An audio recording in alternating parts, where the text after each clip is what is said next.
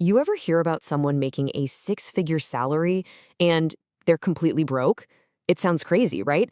But it's this really common, kind of confusing problem that's happening all over the place. So let's get into it. Okay, check out this number. It's pretty wild, and it shows just how much we get wrong when we think about what it means to be wealthy. This is the percentage. Yep, you heard that right. Almost half. They've got the big salary, the fancy job title, everything that looks like success, but they have zero actual financial security. This is exactly what it means to be trapped by the golden handcuffs. So, what are golden handcuffs? Well, it's all the good stuff, the huge salary, the bonuses, the lifestyle, that makes it super easy to earn a lot of money, but almost impossible to escape this cycle of high spending. You end up rich on paper, but in reality, you're broke. All right, so how does this even happen?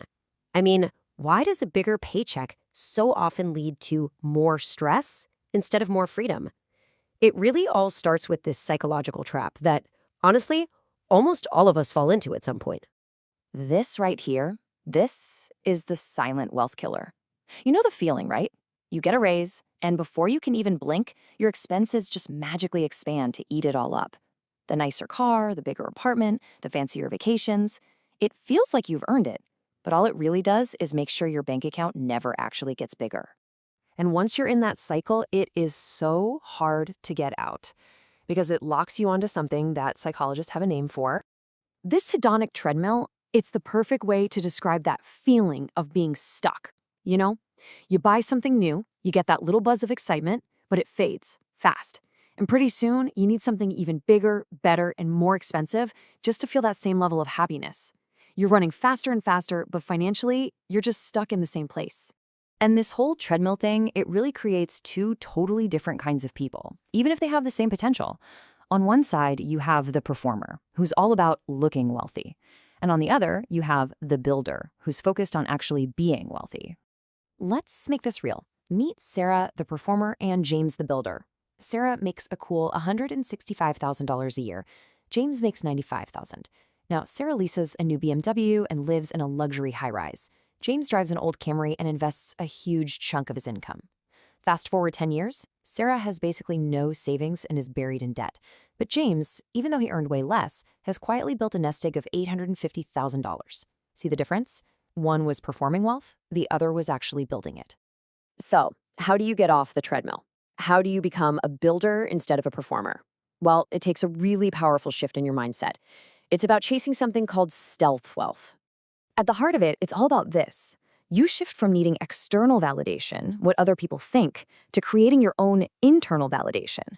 You just stop caring if other people think you're rich, and you start focusing on the actual numbers that prove you're building real financial strength. Think about it. The performer is driven by what everyone else can see. The designer watch, the likes on that vacation photo. The builder, though, they're playing a completely different game, an inside game. They're asking, what's my savings rate? How much freedom do I actually have? How safe is my financial future? This quote just nails the builder's mindset. Wealth isn't about impressing people you probably don't even like. It's about buying back control over your own time and your own life. And that leads to a totally new way of seeing the world. And it all starts with how you define the word luxury. For most of us, luxury is about expensive stuff, objects. But for the quietly wealthy, the real builders, true luxury is freedom. They don't price things in dollars, they price them in units of their own time and liberty. That $80,000 SUV isn't just a car, it's another year or two they're chained to a desk. And this is the ultimate goal. It's called walking away money. And it's exactly what it sounds like. It's having a big enough financial cushion to say no to a bad boss, to take a chance on a new idea, or to handle a crisis without it wrecking your life. That is the ultimate luxury. Okay, so this all sounds great in theory, right? But how do you actually do it? How do you break the handcuffs for real? The good news is the process is way simpler than you might think. It really boils down to 3 key steps. So, here's the path of freedom. First up, pay yourself first. This totally flips the script. It makes saving your top priority your most important bill, not just whatever's left over. Second, automate the difference. Every time you get a raise, set it up so that at least half of that new money automatically goes into your investments. You never even see it, so you can't spend it. And finally, before you make any big, non-essential purchase, you have to stop and ask yourself one simple but incredibly powerful question. This is it. This is the ultimate test. It just cuts through all the noise of social media pressure and trying to keep up. Just ask yourself that one question, and your answer will immediately tell you what you truly value versus what you're just buying to perform for other people.